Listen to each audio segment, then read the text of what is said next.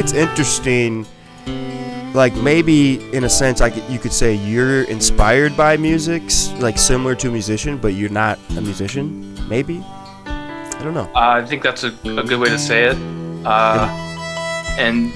I think the best way for me to say it is there's a musician I like. His name is Nusrat Fateh Ali Khan. Wow. Pretty sure he's Pakistani.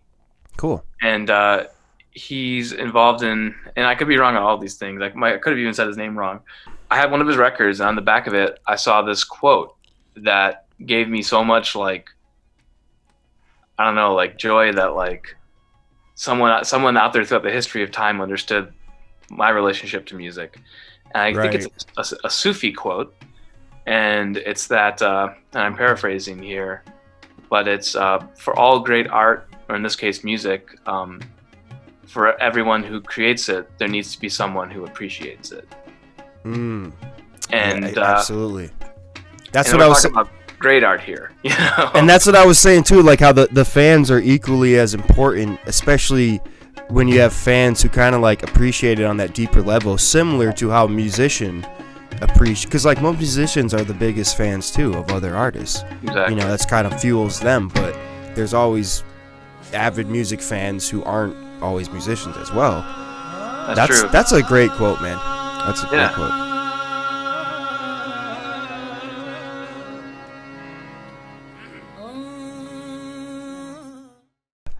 So yeah, I always thought from a really young age you always had, you know, a different background or influence of music, maybe through your parents or just kind of like what you discovered on your own. And it all started with having parents who saw music as not just, you know, like, it wasn't just like a bridge to, you know, put it on in the car when you're driving so everybody shuts up kind of thing. It was right. It was more of an integral part of our lives, of like appreciating the room we were in or the people we were with or what we were doing. And yeah, I mean, my dad had a record player and a bunch of records when I was a kid. And I remember, like, you know, before I probably could even like walk a lot, I would be like crawling around and like looking at the records of the shelves on the bottom and getting like, you know, mystified by some of the album artwork. And record covers are weird. Like there's, especially for a kid growing up in Beloit, Wisconsin, you know, you don't see like surrealistic art or I mean, there's some stuff 60s, 70s that's just like crazy record art. Just yeah. And it was records too. They were like bigger. People read them more, looked at them more. Yeah. And some of them are like probably like my first LSD trip. You know, looking at like this is not one that I had when I was a kid, but this is an example of what I'm talking about. I mean, nice. That what the is fuck? Crazy. When you're a kid and you see this, you're like, okay, there's something else going on out there than just Sesame Street.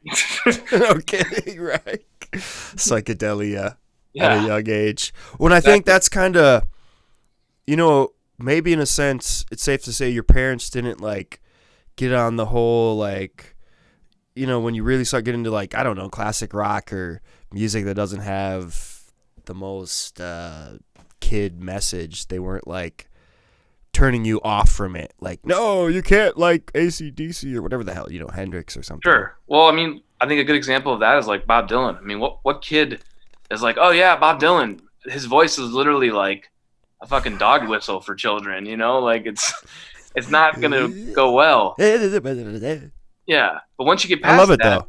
Yeah, I mean, once you get past that, and once your parents are, you know, if you trust your parents, they're like, no, I mean, why are they listening to this? There has to be a reason. Right. And then eventually you find out, and then it all kind of sinks in. And having that foundation, I think, it plays a role in people coming around to things like Dylan or like the psychedelic, weird, trippy Beatles from the White Album and things like that. Like hearing it when you're a kid and hearing it again, you're like, oh, now I get it. Oh, yeah, absolutely. So your parents, I guess, were just like really accepting, or it didn't mind you guys like embracing a kind of counterculture or 60s, 70s, because they were still kind of like into it. Were your parents into modern music much, or was it kind of like no, and it was rock and roll, but Dylan, Beatles, Neil Young, Van Morrison, dude, Joni Mitchell. Before you were 10? Oh, I mean, crazy. And that's what honestly, if you think about it, some of that stuff is, I mean, it's more accessible than hip hop. It's just kind of cool that they showed you the really, timeless music or artist at such a young age, because a lot of people almost have to discover that later. And that's what almost how I feel like being into hip hop and even punk rock and all this kind of trendy stuff. It's just like part of a journey to eventually get to the good stuff. You know what I'm saying? Yeah, it's like we were playing Chutes and Ladders, and I rolled a 3 and took that one right up to the top level. Right. One of the things that my dad did to help my brother and I fall asleep, like late at night, he would, right before bed, he would play like a really like chill, mellow album or song, and turn it up pretty loud, of course, and maybe turn the lights down, and he would hold us and sort of just like rock us, sometimes both sons on one each shoulder, and that was just like, it was like you're in there, you're kind of like in some like half state between like awake and asleep, and you're like in your living room, but you're also in the song, sort of traveling around, and you couldn't play any old song to do that. And I remember one of the records he'd play a lot, and I have it here. This is actually the exact copy, because he gave me his record collection at one point. Wow, this is crazy. It's full circle here. Van Morrison's No Guru, No Method, Nice. No Teacher. But particularly the song on here called Foreign Window.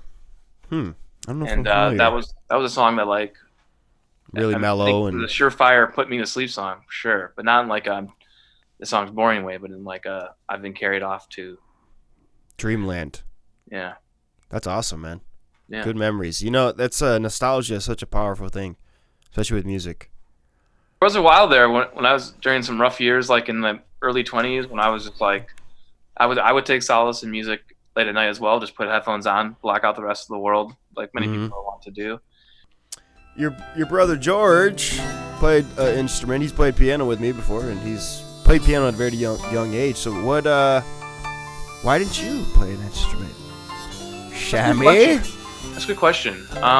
I know the option was always available. I mean, there's a piano in my home. There was when I was born, and there still is today. That's a piano that George learned on. He did. He's an artist. He's a left brain thinker. He's a musician. He has an ear too. He can hear a song and play it.